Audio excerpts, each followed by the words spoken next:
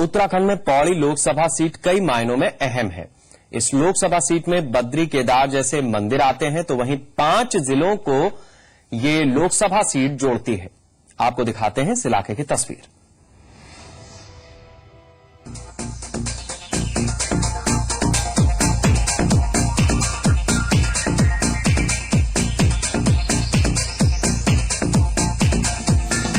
पौड़ी, ये नाम गढ़वाल की पुरानी संस्कृति और परंपरा की पहचान है। खुद पौड़ी शहर किसी पहचान का मोहताज नहीं।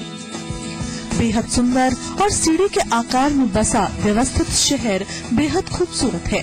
यहाँ आने के बाद लौटने का मन नहीं करता है। सामने त्रिशूल पर्वत अपने महान होने की कहानी कहता है। यही वजह है कि पौड़ी में साल भर सैलानियों की भीड़ जुटी रहती है। पर्यटन के लिए हमने रोपवेज लगाए हैं। जहाँ का हमारा कार्तिकेय स्वामी है, वहाँ रोपवे में, चंद्रबदनी में, कालीमठ में, सब जगह हम रोपवेज लगाने का प्रयास कर रहे हैं।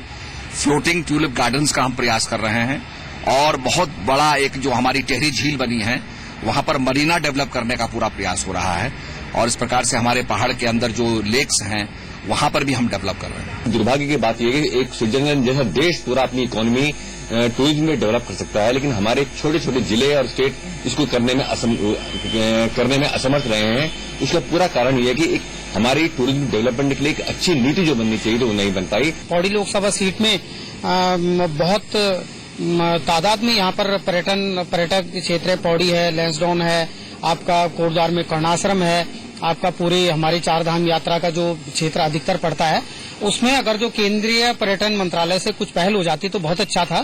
फिलहाल अगर जो देखें तो इस तरह से कोई काम नहीं हो पाया। जो लोग त्रिशूल पर्वत देखने नहीं पहुंचते, वो बद्रीनाथ, केदारनाथ के दर्शनों के लिए यहाँ आते हैं।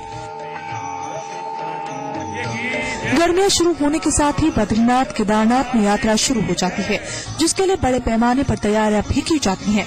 लेकिन इस सबसे अलग स्थानीय लोग भी इसके लिए 6 महीने से तैयारी कर रहे होते हैं और जब यात्रा शुरू होती है तो उनका रोजगार भी शुरू हो जाता है। बीते साल भी काश्तकारों, व्यापारियों और दुकानदारों ने तैयारियां की। शुरुआत भी अच्छी हुई।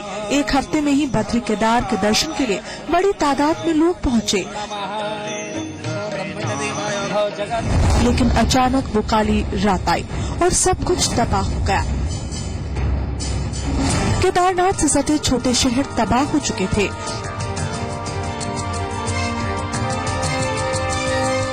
₹12,000 करोड़ रुपए का पर्यटन व्यवसाय उत्तराखंड में है और आपदा के कारण मात्र 300 करोड़ रुपए व्यवसाय रह गया है, जो कि बहुत बड़ी हानि है यहाँ के लोगों के लिए। और सांसद होने के नाते सतपाल महाराज जी ने यहाँ के लिए कुछ नहीं किया है पर्यटन में।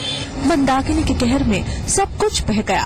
वहीं अलकनंदा ने भी गुस्सा जताया और बड़े पैमाने पर नुकसान किया। कई गांव तबाह हो गए।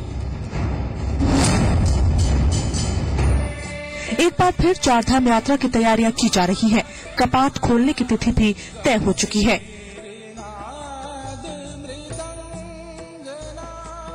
हम 5 मई को 4:05 पे हम श्री बद्रीनाथ का कपाट खोल रहे हैं और मैं सभी यात्रियों को मैं शुभकामनाएं और उनकी यात्रा मंगलमय हो और भगवान सब उनका आशीर्वाद दें, ये मेरी आशा है। पहले से ही बहुत प्राचीन परंपरा है कि बद्री विशाल के कपाट खोलने की तिथि घोषित की जाती है।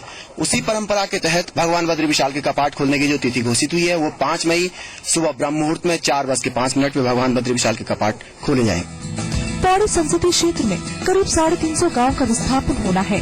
ये गांव संवेदनशील से लेकर अति संवेदनशील तक में शामिल किए गए हैं। इनमें से कई गांव ऐसे हैं जो सालों से विस्थापन की राह देख रहे हैं, लेकिन आश्वासन के सिवाय इन्हें कुछ भी हासिल नहीं हुआ है। बावजूद इसके मुश्किलों से घिरे ग्रामीणों की अपने सांसद से बड़ी उम्मीदें हैं। वहीं आपदा के बाद से तबाह हुए ग्रामीण भी टकटकी लगाए हुए हैं। इन्हें आश्वासन दिया गया था कि ठंड शुरू होने से पहले छत मुहैया करा दी जाएगी, लेकिन जाड़ा खत्म होने को है।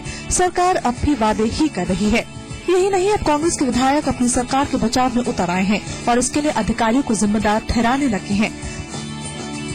अधिकारी अपनी जिम्मेदारी समझें और लोगों की आपदा के अंदर जो नुकसान हुआ है उसकी भरपाई करें, उसका कंसेशन बांटें, लोगों को राहत दें। आपदा के दौरान जो क्षति हुई है, कुछ तो मैं ये देखा कि अधिकारियों की संवेदनहीनता की वजह से समस्या इतनी भर नहीं है। पौड़ी संसदीय क्षेत्र में आपदा के दौरान पेयजल की सैकड़ों लाइनें टूट गई। वहीं सड़कों की भी टूट फूट बड़े पैमाने पर हुई। जो बीते 7 महीनों से दुरुस्त नहीं हुई है। गर्मियां भी शुरू नहीं हुई हैं, लेकिन पानी के लिए अभी से लोगों को दूर दूर जाना पड़ रहा है। पानी की समस्या के लिए हमने बहुत पेयजल की बहुत बड़ी योजनाएं वहां स्वीकृत कराई हैं। चौबटा खाल पेयजल योजना है, ब्यूरो खाल पेयजल योजना है, आपके भैरवगढ़ी पेयजल योजना है, बड़ी बड़ी योजनाएं वहां स्वीकृत कराई हैं। रेल का काम हमने शुरू करवाया है, 1 महीने में रेल का काम शुरू हो जाएगा और करीब 5 किलोमीटर जो है रेलवे लाइन डल जाएगी। इससे हमारे पहाड़ को बहुत लाभ होने वाला है। वहीं सड़कों का हाल भी किसी से छिपा नहीं है। यहाँ तक कि चारधाम यात्रा मार्ग की सड़कें भी खस्ता हाल पड़ी हैं। उस पर बीआरओ और पीडब्ल्यूडी में से किसी सड़कों के रखरखाव को जिम्मा मिले, इसका झगड़ा चल रहा है और हर बार लोगों की उम्मीद अपने सांसद से होती है।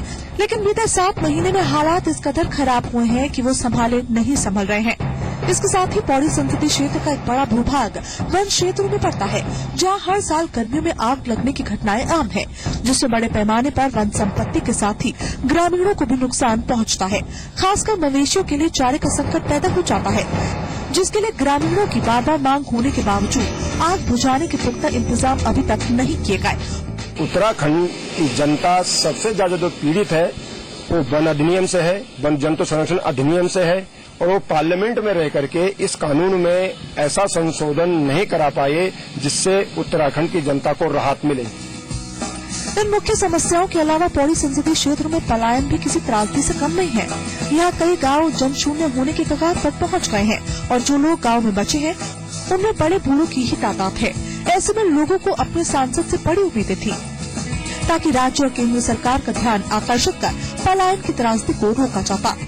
हालांकि सांसद महोदय का कहना है कि उन्हें जो सांसद निधि मिली उसका उन्होंने भरपूर उपयोग किया और इलाके के विकास कार्यों में खर्च किया। सतपाल महाराज को 2009 से 2010 में 2 करोड़ सांसद निधि मिली, जिसके सापेक्ष में उन्होंने 1 करोड़ 97 लाख विकास योजनाओं में खर्च किए। वहीं 2010-2011 में 5 करोड़ की धनराशि के सापेक्ष उन्होंने 4 करोड़ 9 लाख रुपए विकास योजनाओं में खर्च किए, जबकि 2012-13 में सतपाल महाराज ने 2.5 करोड़ के सापेक्ष 1 करोड़ 40 लाख विकास योजनाओं के लिए अवमुक्त किए। वहीं 2013-2014 की सांसद निधि उन्हें अभी तक नहीं मिली है, लिहाजा कोई बजट अवमुक्त भी नहीं हुआ है। लगभग मैंने सांसद निधि पूरी खर्च कर दी है। इसमें हमने जो है लैंग्वेज लैब के लिए कंप्यूटर्स दिए हैं ताकि हमारे पहाड़ के बच्चों की जो अंग्रेजी का जो एक्सेंट है उसके अंदर उन्नत हो, वो बहुत अच्छा हो, क्योंकि जब इंटरव्यू होते हैं और उनका एक्सेंट जो है वो अच्छा नहीं होता है तो वो इंटरव्यू में रह जाते हैं, उनको नंबर नहीं मिल पाते। तो हमने जो है लैंग्वेज लैब के पूरा सिस्टम दिया है 2.5 लाख रुपए का, जिससे कि उनका एक्सेंट जो है बहुत इम्प्रूव्ड होगा और जैसे कॉन्वेंट स्कूल्स में बच्चे पढ़ते हैं वैसे ही उनका एक्सेंट होगा। तो मैं समझता हूं कि ये उत्तराखंड के लिए बहुत बड़ी बात है। बाजारों में पोस्टर लगे जरूर देखे हैं कि माननीय सतपाल जी महाराज ने ये काम कर दिया, वो काम कर दिया है, लेकिन ग्रामीण स्तर तक और धरातल में ये काम कुछ नहीं हुआ, लोगों को कुछ लाभ नहीं मिला है। और सांसद निधि का तो आज तक मैंने कहीं देखा नहीं है, सांसद निधि का कहाँ पे उपयोग हुआ, क्या हुआ है। पौड़ी लोकसभा क्षेत्र में 14 विधानसभाएं पड़ती हैं, जबकि ये क्षेत्र 5 जिलों तक में फैला है, जिसमें रुद्रप्रयाग की केदारनाथ और रुद्रप्रयाग सीट है, चमोली जिले की बद्रीनाथ, कर्णप्रयाग और थराली सीट है। पौड़ी जिले की श्रीनगर, पौड़ी, चौबटा खाल, लैंसडौन, कोटद्वार और गमकेश्वर सीट है। टिहरी जिले की देवप्रयाग और नरेंद्र नगर के अलावा नैनीताल जिले की एकमात्र रामनगर सीट शामिल है। विधानसभा नतीजों के लिहाज से पौड़ी संसदीय क्षेत्र में कांग्रेस का दबदबा है। यहाँ की 14 सीटों में से 10 सीट पर कांग्रेस काबिज है, जबकि बीजेपी के पास 3 और 1 निर्दलीय ने जीत दर्ज की। इसमें से निर्दलीय विधायक मंत्री प्रसाद निथानी है, जो सतपाल महाराज के बेहद करीबी माने जाते हैं। पौड़ी संसदीय सीट के इतिहास पर नजर डालें तो साल 1991 से इस सीट पर बीजेपी के बीसी खंडूरी और सतपाल महाराज चुनाव लड़ रहे हैं। हालांकि एक उपचुनाव में बीसी खंडूरी के लिए विधानसभा में सीट छोड़ने वाले टीपीएस रावत भी जीत दर्ज कर चुके हैं, लेकिन उस चुनाव को भी बीसी खंडूरी की प्रतिष्ठा से ही जोड़ा गया। इस बार भी जो समीकरण बन रहा है उसके लिहाज से बीसी खंडूरी और सतपाल महाराज का मुकाबला होना तय माना जा रहा है। पौड़ी से कपिल पवार के साथ की रिपोर्ट, जी मीडिया। फिलहाल वक्त है एक ब्रेक का।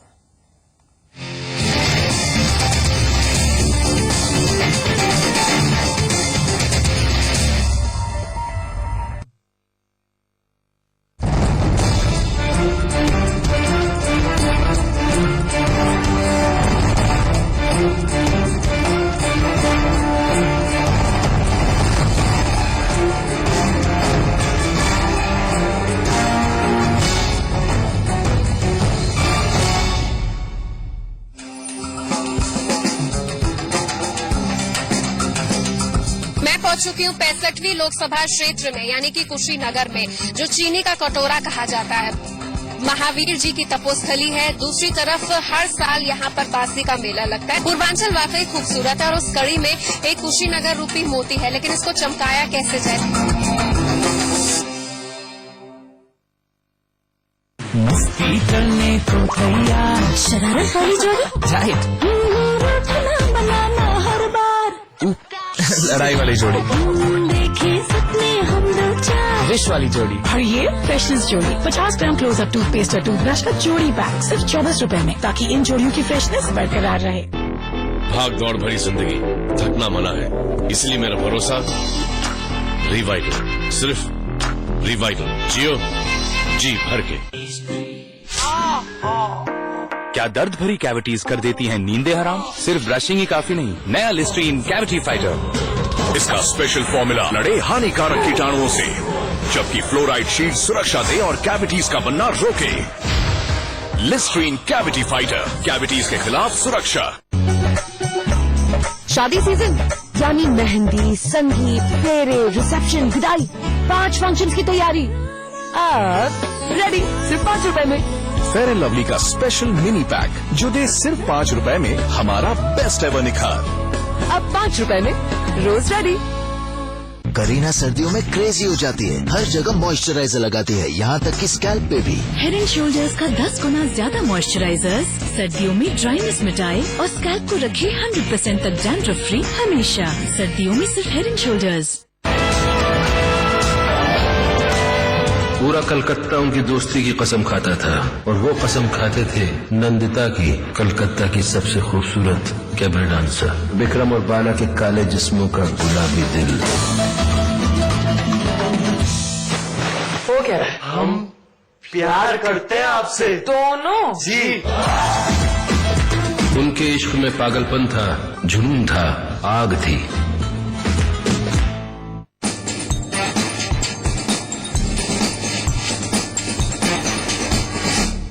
भले ही देश के तमाम बड़े सियासी पंडित एयर कंडीशनर कमरों में बैठकर सियासतदानों की किस्मत की भविष्यवाणी करते हों, लेकिन असल हकीकत यह है कि आज भी देश के गली चौराहे और नुक्कड़ की चाय की दुकानों में चाय की चुस्कियों के साथ ही राजनीति की असल दिशा तय होती है।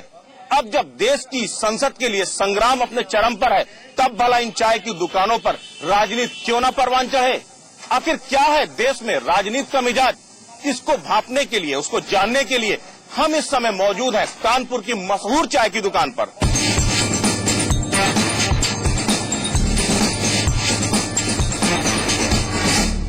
यहाँ लोगों से जानेंगे कि आखिर क्या है उनकी राजनीति के बारे में सोच, क्या है इस देश की राजनीति की असल दिशा। एक चीज ये बताइए, आप सारे लोग कहीं ना कहीं राजनीति की दिशा तय करने वाले हो। इस बार उत्तर प्रदेश हर बार यूं तो एक दिशा तय करता है, उत्तर प्रदेश से ही दिल्ली का रास्ता होकर गुजरता है, एक बहुत बड़ा जो पूरा स्टेट है। क्या लगता है उत्तर प्रदेश कितनी बड़ी भूमिका अदा करेगा इस पूरे जो है चुनाव में? हाँ बिल्कुल, हमेशा से उत्तर प्रदेश जो है देश की राजनीति की भूमिका तय करता रहा है, और जहाँ तक उम्मीद है कि इस बार भी जो प्रधानमंत्री उम्मीदवार होगा वो शायद यूपी से ही चुनाव लड़के जीत के जाएगा। मुजफ्फरनगर दंगे, इस तरह के तमाम ऐसे प्रकरण हैं, इनसे इस लोकसभा चुनाव में कितना असर पड़ने जा रहा है? उत्तर प्रदेश की सरकार हर इशू पे फेल हो चुकी है, जनता का विश्वास खो चुकी है, और जो इनका अकलियत के प्रति जो इनका एक नौटंकी, ये समय समय पर आजम खां को लेकर या स्वयं मुलायम सिंह जी जो ये करते हैं, तो अल्पसंख्यक समुदाय भी इनकी सच्चाई और हकीकत से वाकिफ हो चुका है। तो जादू नहीं चलेगा, सपा का मतलब उत्तर प्रदेश में कोई असर नहीं होगा, कोई जादू नहीं तो उत्तर प्रदेश में समाजवादी पार्टी का कोई अपना जनाधार बहुत ज्यादा नहीं होने जा रहा। क्या मानते हैं उत्तर प्रदेश में सबसे ज्यादा सीटें कौन लेकर के आ रहा? बीजेपी। वजह क्या मानते हैं, क्यों? भाजपा का पूरा दिख रहा है, चारों तरफ नरेंद्र मोदी की लहर दिख रही है, इसलिए। और जो भी आज बात होती है घूम फिर के विकास पे आती है, और विकास का मॉडल है नरेंद्र मोदी की ही इस बार चलेगी उत्तर प्रदेश में, और सारे जो प्रभाव है जनता के बीच में वो साफ दिखाई देता है। कहते हैं इस बार जो है युवा कहीं न कहीं इस पूरे जो चुनाव होने जा रहा है उसकी तकदीर तय करेगा। उत्तर प्रदेश में 18% युवा वोट करने जा रहा है। क्या युवा कहाँ जा रहा है? युवा विकास को देख रहा है। हमने देखा कि गुजरात का, देश का 60% व्यापार से गुजरात से होता है, जबकि आज से 10 साल पहले गुजरात में जो स्थितियां थी तो वहाँ कुछ नहीं बचा था, सब विकास होगा। इसलिए नरेंद्र मोदी ने बनाया, इसलिए हम नरेंद्र मोदी के साथ है कि वो विकास दर बढ़ाए। और रही बात मुलायम सिंह वगैरह की, तो इन लोगों ने वादे तो बहुत किए पर वो खड़े नहीं उतर सके। उन्होंने खुद बोला है कि थोड़ा करप्शन ठीक है, मगर ऐसा क्या थोड़ी ना होता कि थोड़ा करप्शन कैसे ठीक है।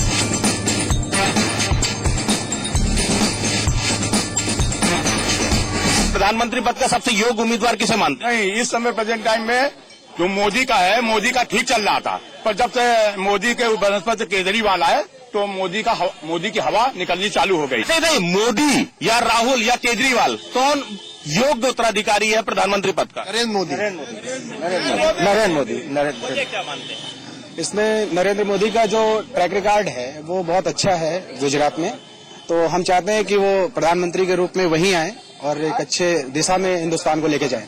मोदी को प्रधानमंत्री बनाने वाले हम बहुत सारे लोग हैं, या राहुल के लिए भी बहुत सारे लोग चाह रहे हैं, लेकिन कैसे बनेंगे? क्या कोई गणित है? अब अभी तक का जो प्रयोग हुआ है, गठबंधनों की सरकारें रही हैं, स्पष्ट बहुमत तो के आसार तो नहीं दिखते हैं। अब जोड़ तोड़ की राजनीति है। अब देखिए किसके अलायंसेस ज्यादा जीतते हैं, ये भी एक फैक्टर रहेगा। अच्छा, कैसे ये बताइए, एक आम आदमी इस पूरी राजनीति में अपने आप, एक आम आदमी अपने को कहाँ देखता है? क्या इस राजनीति से कोई सरोकार है? कोई आप लोगों के मुद्दे ये जो सियासतदान है ये उठाते हैं?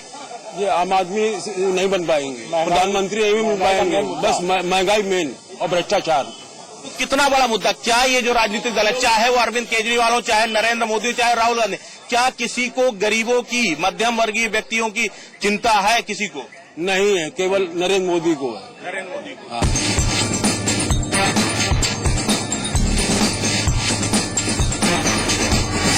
आप एक चीज ये बताइए जो है कि इस बार क्या कुछ मुद्दे हैं जो ज्यादा हावी रहेंगे?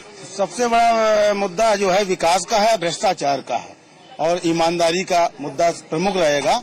और राजनीतिक स्थिरता इस देश में बहुत जरूरी है इस समय देश के लिए। लेकिन उत्तर प्रदेश में समाजवादी पार्टी और बसपा हमेशा एक दूसरे के विकल्प बनते, इस बार क्या चल पाएगा? इस बार नहीं चल पाएगा। जातिवाद की जो राजनीति मुलायम सिंह ने और मायावती ने की है, जातिवाद की राजनीति सब लोग वो आज ही जा चुके हैं। सब पढ़े लिखे, हमारा युवा पढ़ा लिखा है और जातिवाद के आधार पर बिल्कुल वोट नहीं करेगा। वो विकास पे करेगा, महंगाई जो इन्फ्लेशन जा रही है उसके आधार पर करेगा, और उसके सिर्फ काबिल नरेंद्र मोदी है। केवल भाजपा ही संभाल सकती है और कोई पार्टी नहीं संभाल सकती। नरेंद्र मोदी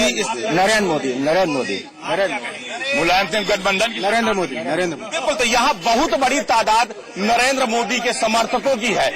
हर बार एक बहुत बड़े लेवल पे बहुत बड़ा विवाद चला, बहुत बड़ी बहस चली कि क्या कोई चाय वाला प्रधानमंत्री बन सकता है या फिर क्या चाय बेचना कोई गुनाह है। हम आखिर में खुद चाय वालों से ही जानेंगे कि आखिर क्या कुछ। एक चीज ये बताइए, जिस तरह से चाय वाले को लेकर के, चाय को लेकर खूब सियासत बनी, क्या कोई चाय वाला प्रधानमंत्री बन सकता है या चाय की जगह पर ही सियासत तय होती है? नहीं, नरेंद्र मोदी प्रधानमंत्री क्यों नहीं बन सकते भाई? आदमी को जो है अपनी योग्यता, अपने कार्य को ध्यान रखना चाहिए।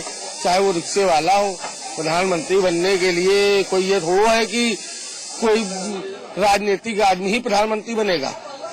उसमें कोई बुराई नहीं है, बिल्कुल बन सकता है, कोई बुराई नहीं है। बिल्कुल, तो ये यहाँ पर थी आम जनता की राय, चाय की चुस्कियां लेते हुए जो सियासत परवान चढ़ रही है, ये है यहाँ पर आम आदमी की राय। भले ही ये तो भविष्य तय करेगा कि कोई चाय वाला प्रधानमंत्री बनेगा या नहीं, लेकिन एक बात तो तय है कि चाय की दुकानों पर जो भी सियासत परवान चढ़ती है, जो लोगों की राय है, कम से कम चाहे वो स्थानीय आपके राजनेता हो या फिर देश के प्रधानमंत्री तक, इन सब के लिए जनमत जरूर इस चाय की दुकानों पर तैयार होता है। और इन चाय पीने वालों की राय को दरकिनार कर पाना कम से कम इन सियासतदानों के लिए अब आसान नहीं होगा। कानपुर से कैमरामैन मिथिलेश के साथ ब्रजेश श्रीवास्तव, जी मीडिया।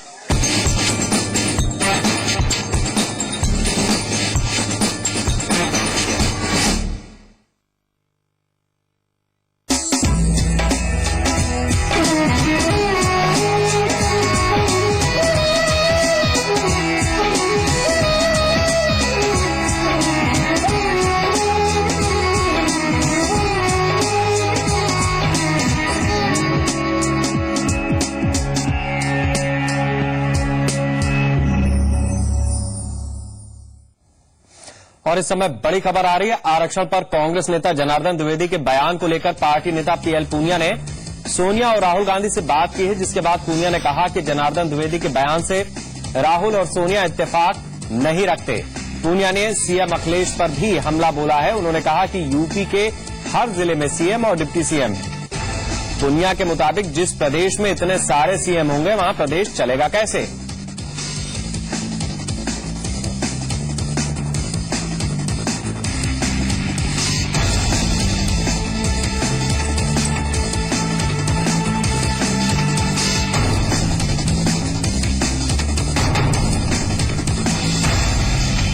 बड़ी खबर इस समय आरक्षण पर कांग्रेस नेता जनार्दन द्विवेदी के बयान को लेकर पार्टी नेता पीएल पूनिया ने सोनिया गांधी और राहुल गांधी से बात की है, जिसके बाद पूनिया ने कहा कि जनार्दन द्विवेदी के बयान से राहुल और सोनिया इत्तेफाक नहीं रखते हैं। पूनिया ने सीएम अखिलेश पर भी हमला बोला।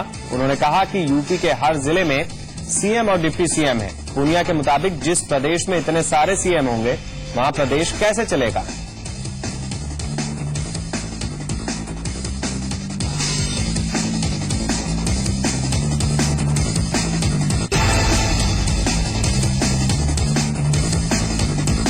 बड़ी खबर इस समय आरक्षण पर कांग्रेस नेता जनार्दन द्विवेदी के बयान को लेकर पार्टी नेता पीएल पूनिया ने सोनिया और राहुल गांधी से बात की है, जिसके बाद पूनिया ने कहा कि जनार्दन द्विवेदी के बयान से राहुल और सोनिया इत्तेफाक नहीं रखते।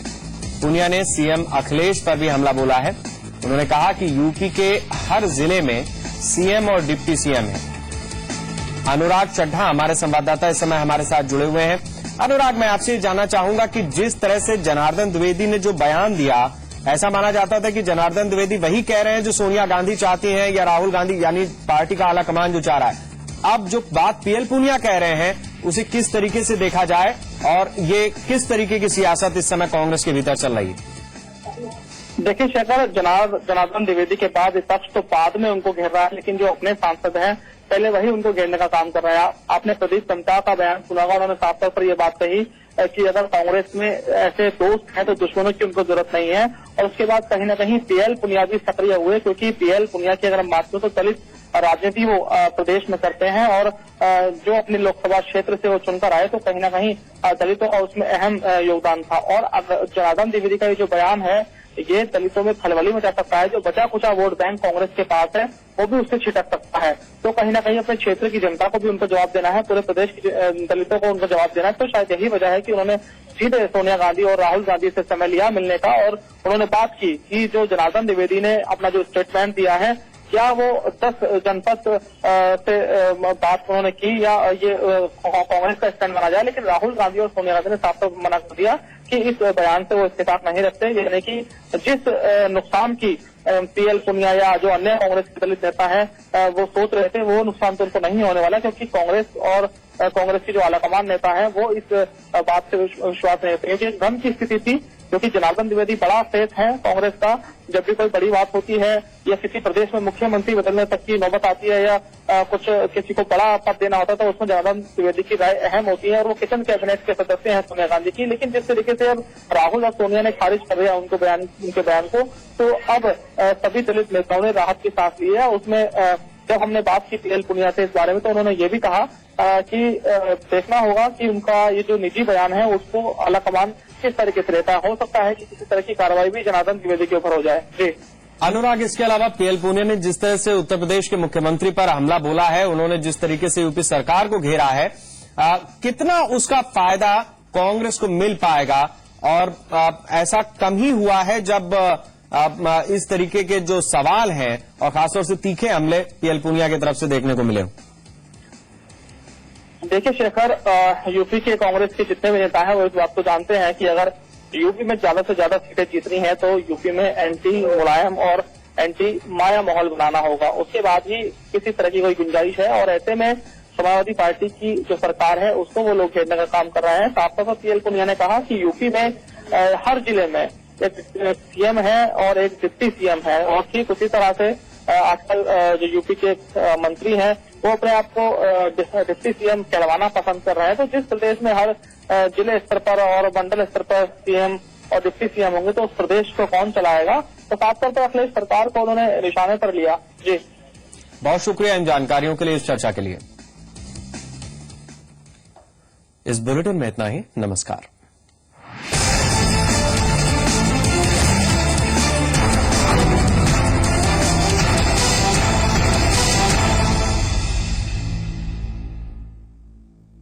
अपने प्रदेश और उसके गौरव की बात हो तो सबकी जुबान पर सिर्फ जी उत्तर प्रदेश उत्तराखंड, प्रदेश का नंबर 1 न्यूज चैनल। जी उत्तर प्रदेश उत्तराखंड, अपना प्रदेश अपना देश। दिन भर की हर हलचल सिर्फ 25 मिनट में, सियासत और समाज का हर अंदाज सिर्फ 25 खबरों में, खेल और खिलाड़ी की खबर, विदेश और व्यापार पर भी नजर। देखिए 25 मिनट 25 खबरें रोज सुबह 9:30 बजे और रात 9:30 बजे सिर्फ जी उत्तर प्रदेश उत्तराखंड पर। अपना प्रदेश अपना देश।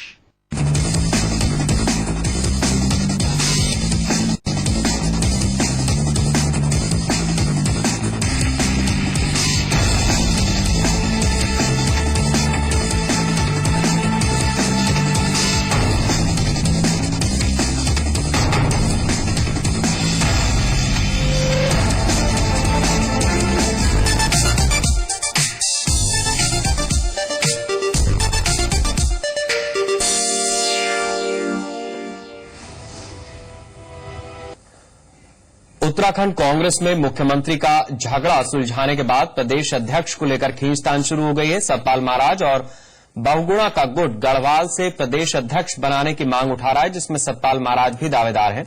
वहीं बहुगुणा गुट सुबोध उनियाल और सूर्यकांत धस्माना का नाम आगे करा है, जबकि हरीश रावत गुट किशोर उपाध्याय के पक्ष में है।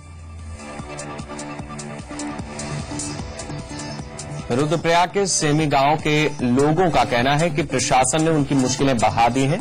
इनके मुताबिक आपदा के बाद इन्हें घर बनाकर देने की बात कही गई थी, लेकिन 7 महीने बाद भी न तो विस्थापन हुआ और न ही घर मिला।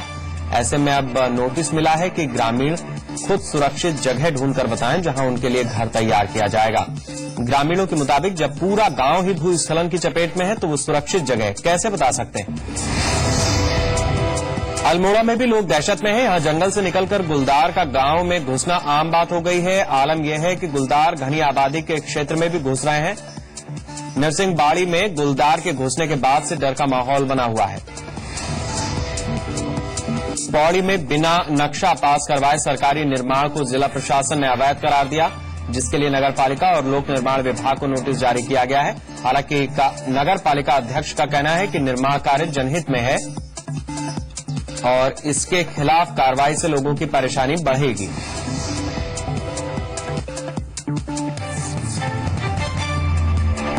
चमोली में यूथ आइकन प्री कॉम्पिटिटिव परीक्षा आयोजित की गई, जिसमें भारी भीड़ उमड़ी।